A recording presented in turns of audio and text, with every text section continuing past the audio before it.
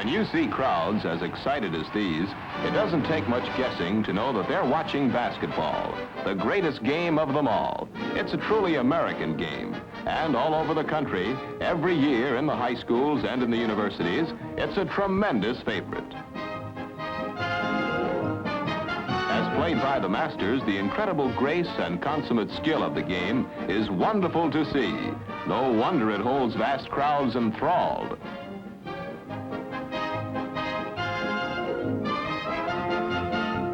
Sometimes, in fact, the game becomes more exciting than we bargained for. Relax, Coach.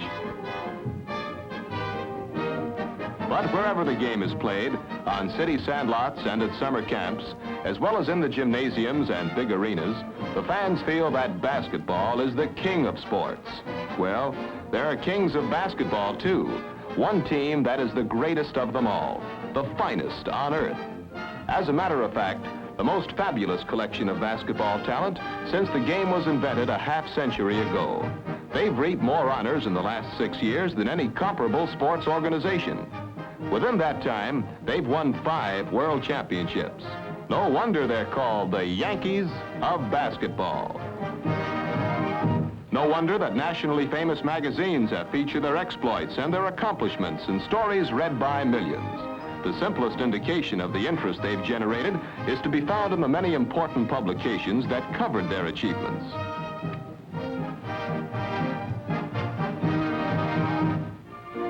And where do you look to find the world's greatest basketball team?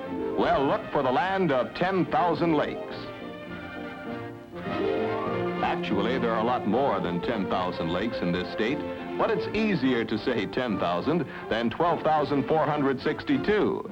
And the capital city of basketball is a city of lakes, with nearly a dozen beautiful ones right in the community itself. Lakes in which you can swim and play. Lakes in which you can even hold a world-famous water festival, like the Aquatennial, where day and night, millions enjoy observing a week-long aquatic Mardi Gras.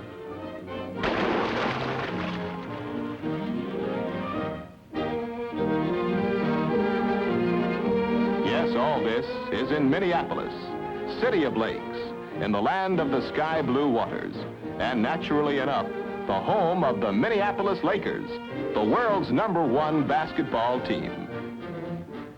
5 times world champions in the last 6 years, 5 titles out of 6 in the league that contains the world's best players, the champion of champions, the greatest basketball team of the century, the Minneapolis Lakers.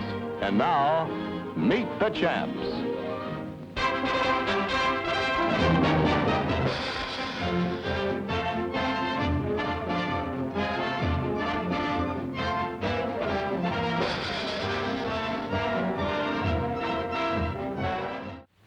Hi there, everybody. Last spring, the Minneapolis Lakers won their 5th World's Championship in 6 years of league play.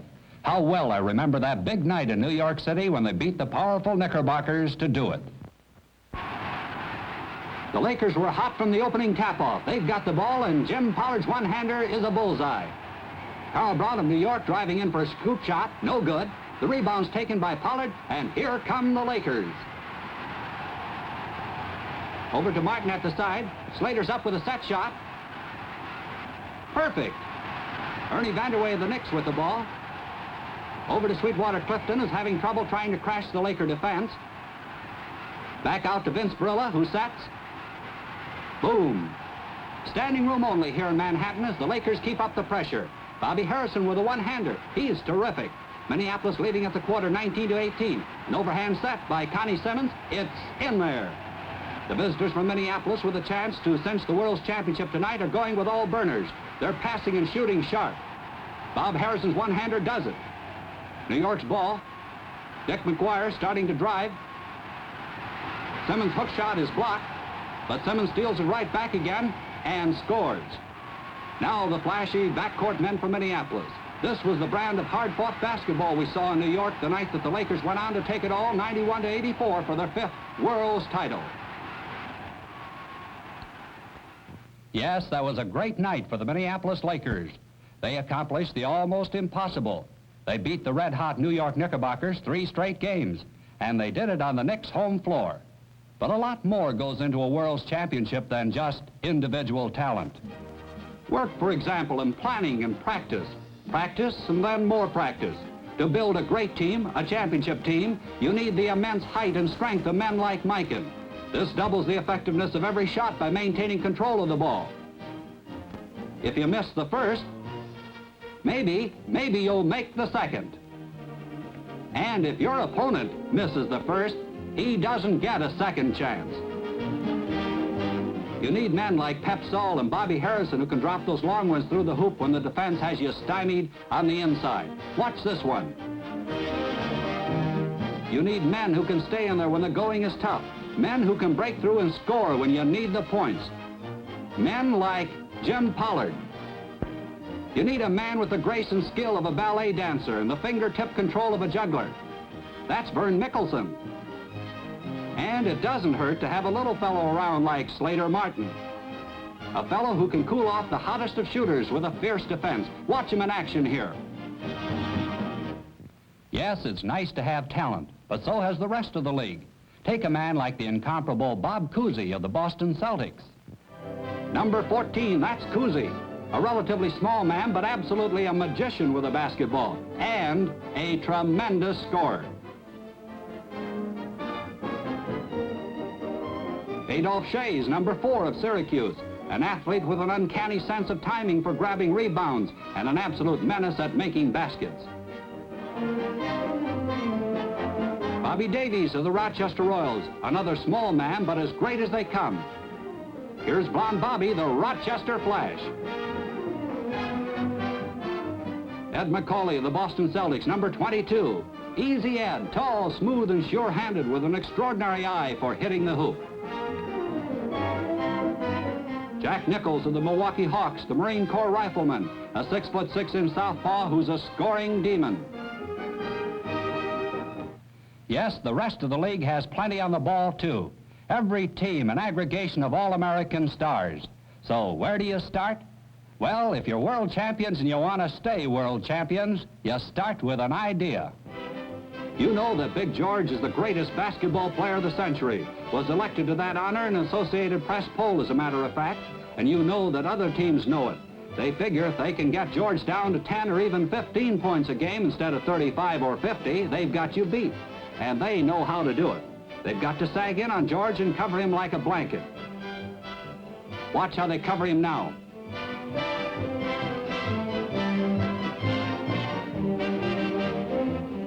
Again, they're all over him.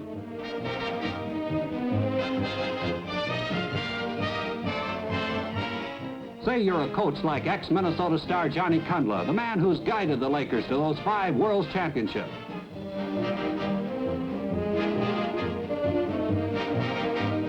If you're in John's shoes, what do? Well, you lock yourself up in the gym. You get an idea and then you start perfecting it. Then you practice and practice and keep practicing.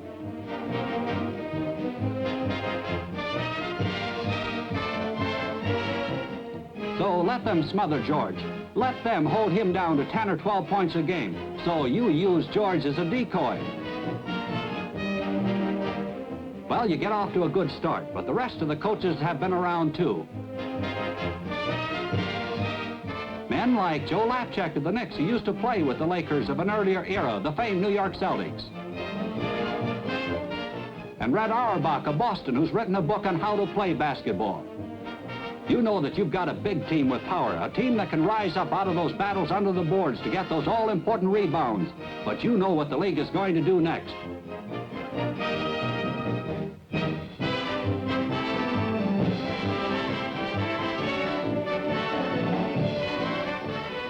They're going to send their speed merchants out against you and try to run you to death.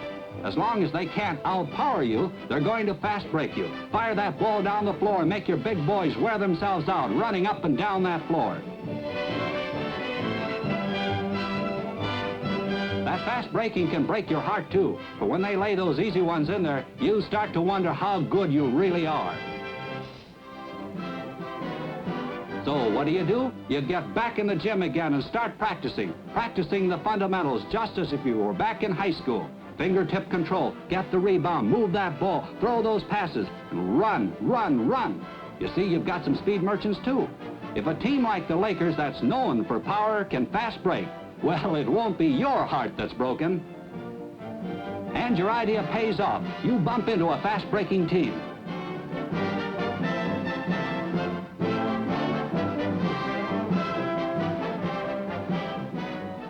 And you fast break right back at them.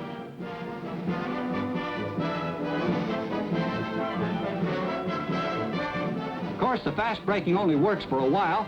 The league catches up to you again.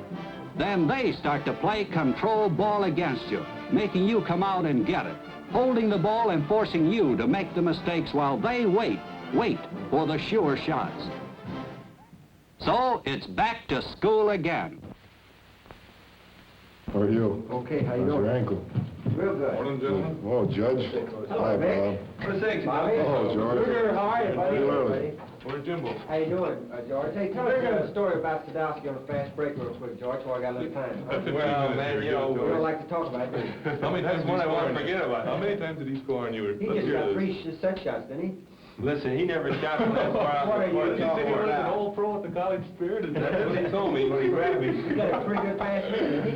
Listen, why didn't you watch him when he turned his head I out thought there? it was funny. Let him go. Dude, you watch him and let George watch Davies sometime, huh? Yeah, that's all. Sure. Take him in the pivot, huh? Well, I'm a fast man, let's face it. What you got to say, old Blackie? All right, let's settle down, fellas. Settle down. Let's get serious. Check the coach. I think we won 20 in a row here. All right, first of all, I want to make an announcement. We're going to practice at the athletic club right after this pitcher. Now I want to go over the mistakes we've been making in the past few games and iron out some of these mistakes. So let's pay attention closely and go to work. You all set? Okay, coach. Ready. Here are our pitchers from our last New York game. Let's study them closely, and if there's any mistakes, let's run the pitcher back. Well, let's get that rebound there. There they go, running again. Back on that defense. Well, Vince goes through there and passes off nicely on that one. Yeah, we can't get that ball again. How many times are they grabbing it? Come on, get that rebound. Here we're all watching the ball here, and we're missing our men. 2 guys are watching the ball here, and let that man get away. That's what happens. Was that your fault, Jim? Oh, there they go. It was that fast break again. There's a mistake there. Let's run this back here and look this over again. Make, especially, watch yourself running down the court there. You're looking for your man, and it looks like Hitch has got him covered. All right, we'll check it now. The secret is to help each other out in a fast break out there. We'll have to talk a little more. When the movies are over, it's back to the gym. Even though by the middle of the season you feel as if you've had enough basketball to last you a lifetime. But that's the price you pay for being a champion.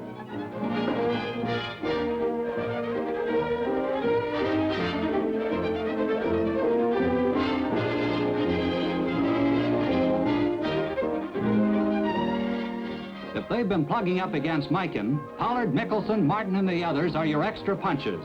So you work away at perfecting plays built around them. You practice whenever and wherever you get the chance. You try out the California play built around Pollard. It is, in effect, a double block for Jim's favorite one-hander. In this play, the 2 guards, Martin and Harrison, set up the block with an assist from Mikan. You rehearse it again and again.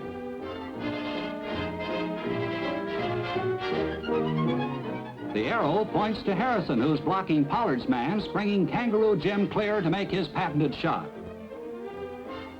Then they use it in a game just like this.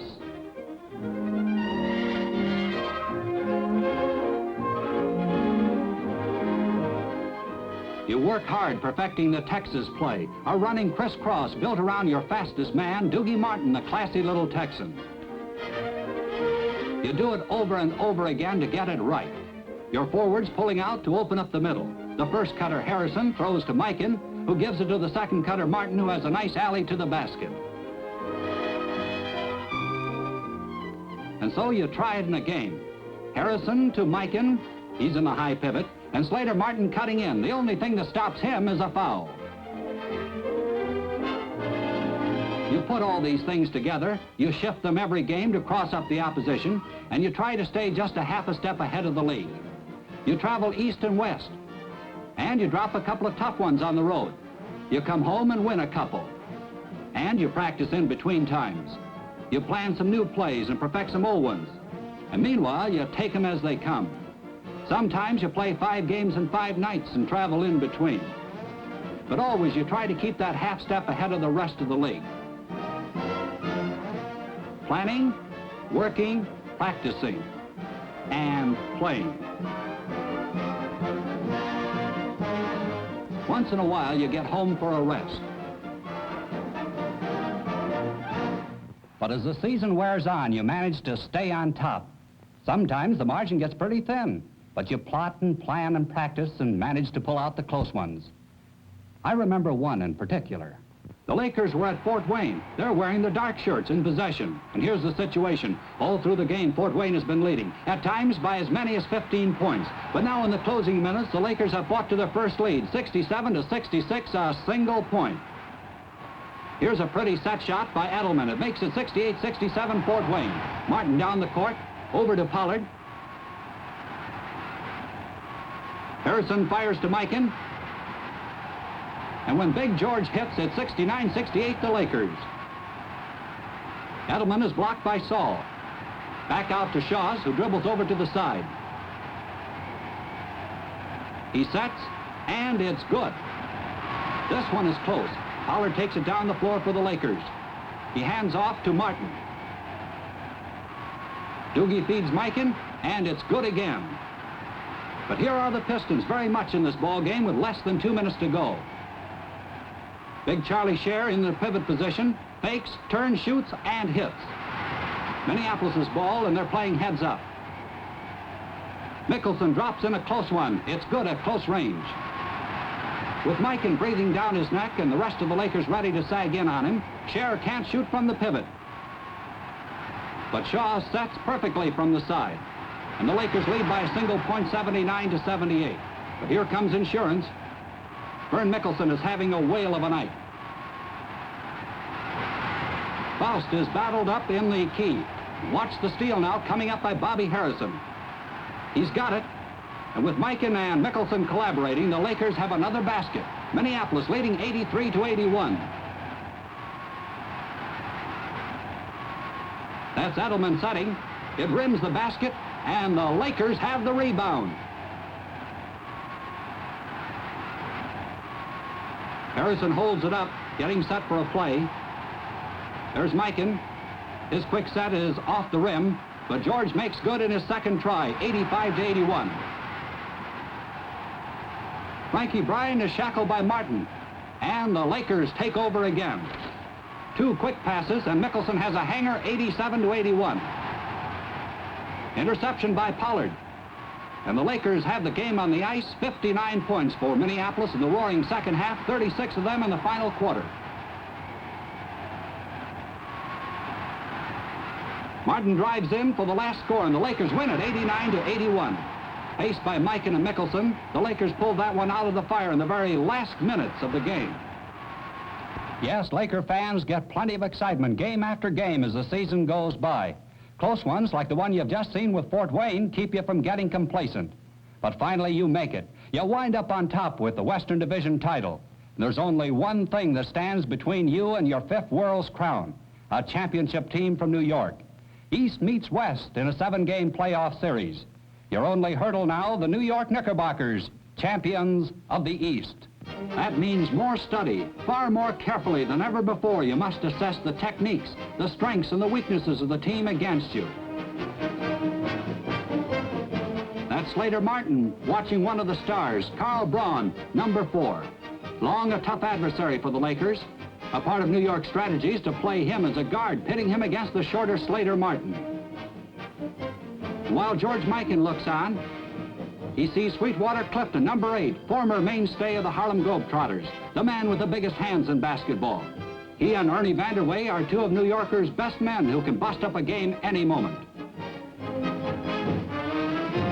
Bobby Harrison looks over Dick McGuire.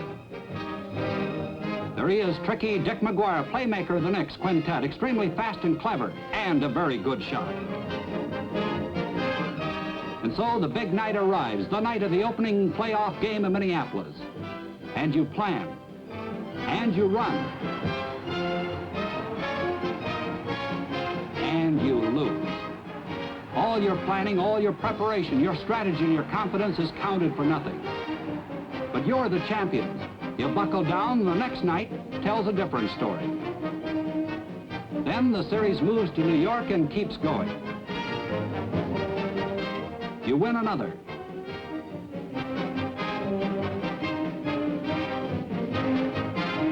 You go on to take your third straight. Finally, the memorable night in Manhattan and that crucial game when the fans wondered, can the Lakers add one more game to clinch their world's title to be world champions? And here we are in that climatic contest, the New York Knicks wearing the white shirts. That's Ernie Vanderway getting a tap in. Lakers ball. Martin has it.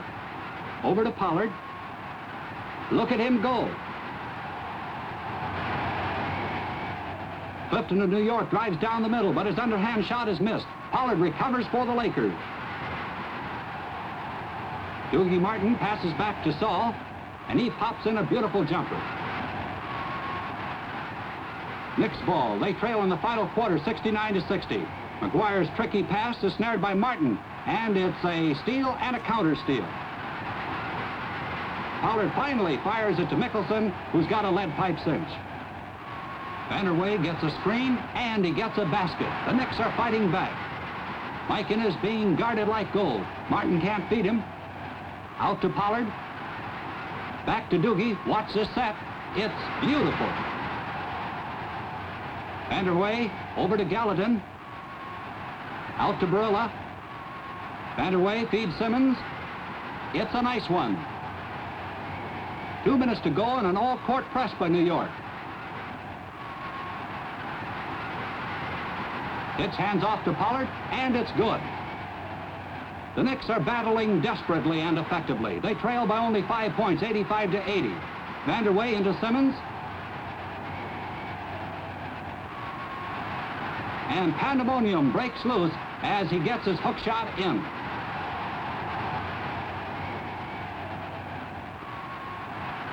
A steal by Vanderway, who races down the court to make it 85-84.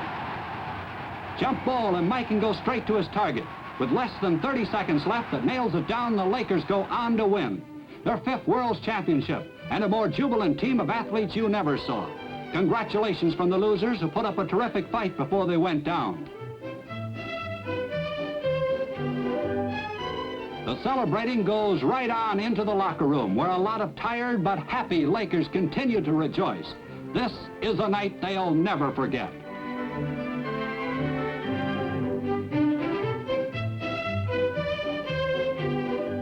New York is a great town, recognizing greatness in others. It took the Minneapolis Lakers to its heart, just as it has taken its own champions.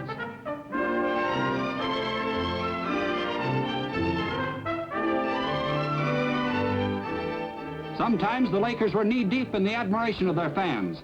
But perhaps the finest recognition the Lakers received was that given them by the New York Yankees. Manager Casey Stengel, Yogi Berra, Vic Raschi, Phil Rizzuto, to mention just a few, extended congratulations from the Kings of Baseball to the Minneapolis Kings of Basketball.